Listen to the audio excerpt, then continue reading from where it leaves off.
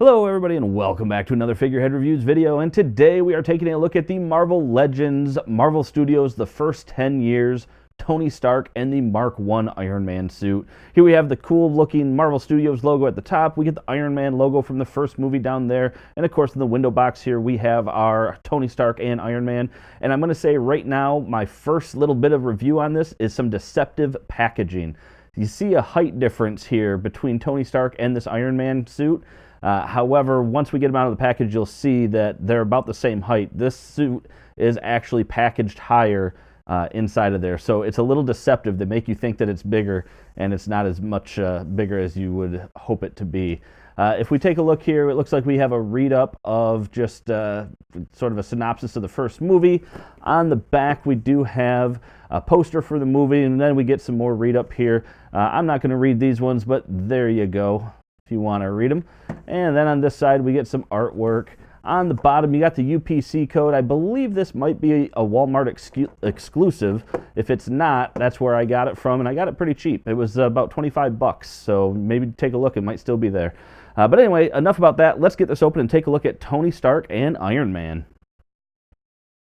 And here they are outside of the packaging, the Mark I and Tony Stark sitting next to each other. And you can see what I was talking about. Tony is not much shorter than the Mark I. In fact, they're almost the same height, which is a bummer because, of course, the Mark I in the first movie is this big hulking suit, not what would be a very thin suit that would be about the same size as Tony Stark. But nonetheless, it's cool to get a Mark I suit for those of us that might be trying to collect sort of a Iron Man gallery. We get a little action feature here with the flamethrower, which is a throwback to when this mold was used when Iron Man first came out. So this is a reused body mold. I don't have that original figure to compare, but this is a roughly 10-year-old figure with some repainting done on it. But we're going to get a better look real quick at that action feature of the flamethrower. We'll take a look at the flame as well. And then we're going to get a better look at both Tony and the Mark I. So real quick, we just get this little flamethrower with this translucent orange material. And it's not even that sculpted. It's just kind of a blob of a flame. And then obviously the back piece does not look anything like a flame. It looks like a stick. And it just goes into a spring-loaded port here. And unlike even Toys of the Old Days, this is a manual action feature. So you have to pull it back, and then there you go. So yeah, not something that you see with Marvel Legends figures, and I don't think most of us really care to have an action feature. Something else probably would have been a little bit cooler there. In fact, let's see if any of those blaster effects work. I'm going to go grab one real quick. So grabbing one of the blast effects here, which is from, I believe this specific one is from the Civil War Iron Man, so it's the red effect. And you can put this in, and it does fit, but what I found is you have to kind of tuck one of those blast effects behind his thumb, otherwise the spring is going to try to knock it out. And it kind of works. The downside is that, that effect makes it look, like something, a projectile shooting out versus flames. But something that I don't know if you were aware of this, at least on this one, I haven't checked the other blast effects. You notice how I'm spinning the inside? This is actually two pieces. A lot of people may not have known that, but if you pull on this, it's actually two pieces. So you do end up with just this piece, and it's a little tricky again because of that spring, but if you look on here, you see how there's a little lip right there? You can get it to kind of sit in, and then if you gently let it go, look at that. I actually think that looks a lot cooler than the effect that we get. This, I just feel like it looks a little bit more like a flame being thrown, and you don't get that ugliness in the back with the stick coming out. So I think that's actually pretty cool. This is probably how I'm going to use it. I might end up doing some putty or something to make sure, because I will tell you that spring, like the slightest bump, yeah, and it just launches off. So pretty cool though. So starting first here with Tony Stark, we see that we're taking advantage of that new Hasbro digital scan technology, evident by the almost comic book-like paint details where it's the dots and such. And I always love getting really close to the eyes, where you can really see just how they're using the that technique of just multiple colors making up one solid color from a distance, and from a distance you can really barely tell how it's done, but because it's using all of those colors, you get a much more realistic looking feel to it. Like, look at even at his forehead. There's colors there subtly in the forehead that give you details like the lines and stuff that is not part of the sculpt. The hair looks really good, so I like that. So really, this is probably one of the better looking RDJ head sculpts, or rather paint jobs that we've seen. So very good looking use of that. It's the Coulson body. We've seen this quite a few times now. We've seen it with Coulson, Chameleon, with the Everett Ross Killmonger 2-pack. So that is nothing new. I'm not going to spend too much time on that because we have seen that body before, but it's used well here, and at least it's a variation. And I thought for a second that they had the same colors as the Chameleon body, but thankfully it is a darker blue, so at least it's not just a different shirt underneath. But it looks like the tie, it's hard to tell. Tie looks like it's a different color too, though. So pretty cool. Taking a look now, though, at Iron Man, or rather the Mark 1, we see a very cool, plain looking head sculpt, but it is supposed to be pretty plain looking. It's supposed to look like a bucket essentially, but it's kind of interesting that it looks like the paint sort of stopped there. We get almost a rusty look, but on the back of the head it's back to silver, but yeah, that's all right. Going down the rest of the body, we get a really cool, very clunky looking body sculpt, which is appropriate for this. You get the arc reactor there.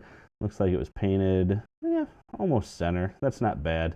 And then you get a stamp there from some of the metal that he was using. But you can see this rust dry brushing throughout, and that's really cool. It does give it some character. On the back, we can see some paint that's been chipped off. You get, looks like the engine there that is in the back. So we got gears and things like that. All sorts of details when you're looking at like the arms and stuff. All the things that go into it. Again, we got some paint details there. All the details in the arm joints. You got big old gears here with a belt drive for the legs.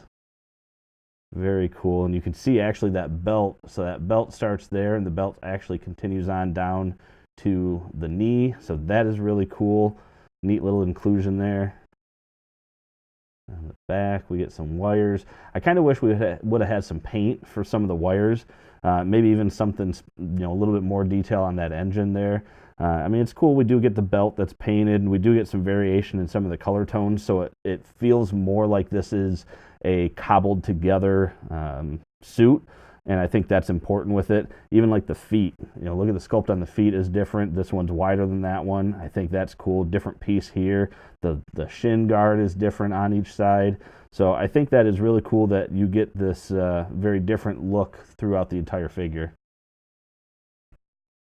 And looking at the scale of these two side by side, you can see a lot more of what I was talking about when I said Hasbro used some deceptive packaging here. You barely have not even a quarter of an inch difference in the height of these two figures, which is a bummer. Like I said, the Mark 1 is supposed to be much bigger and bulkier, almost I would say Build-A-Figure size. If we were going to go to that scale. But in this, I mean, it doesn't even look like his head would fit in there. So that is a little bit of a bummer. Looking first at the articulation of Tony. So, of course, you got a head that can go side to side, can look down, can look up. You got arms that can come up, not quite too far because of the way this joint is. In fact, it looks like the one side, and I'm forcing it. I don't want to force it. But you get rotation, bicep swivel, double jointed elbows. And then you do have a rotation and hinge at each of the arms, or rather wrists. You do have a ab crunch that can go down that far, can go back that far, waist rotation, legs that cannot go apart hardly at all. And you can almost see too that I'm pushing or pulling the pegs apart, and these legs do not go far apart.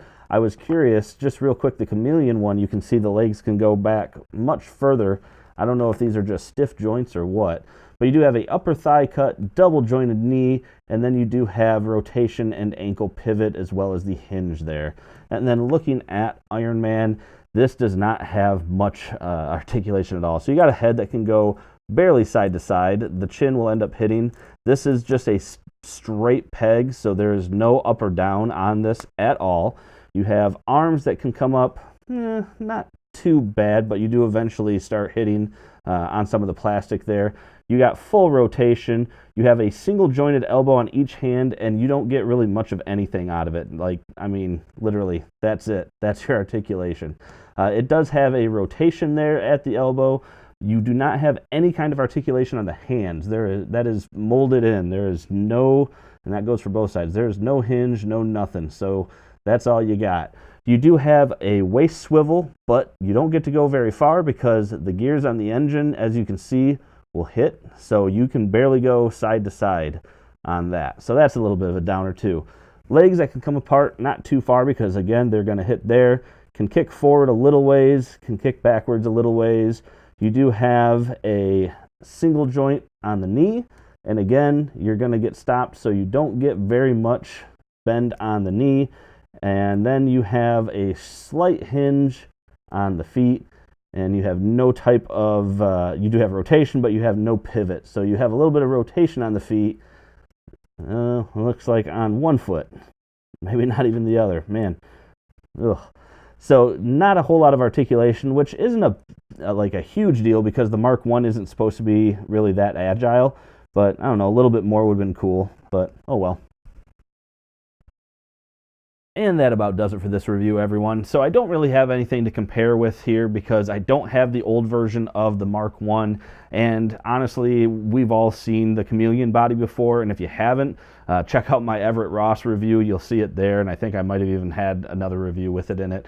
But it's something that we've seen plenty of times. So really, this set, all you're getting is the repaint of a 10-year-old figure and an updated paint job on an existing RDJ head sculpt. So it wasn't really worth to me originally to get it, but it ended up going on sale for dirt cheap. It was a little over $20 at Walmart. So that was the main reason I picked it up, because otherwise I wasn't really going to bother just to get another Chameleon body. And again, I saw the packaging, the scale of the Mark I just being so out of tune with what the rest of the Legends are. I mean, he's actually shorter than the, like the Civil War Iron Man or any of the other newer Iron Man figures. So it was just out of scale. But as I mentioned, that is it for the review, guys. Make sure to hit that subscribe button to see more reviews just like this. If you like this review, leave a comment down below and hit that like button. Let me know what you think. And aside from that, thanks for stopping by and have a great day.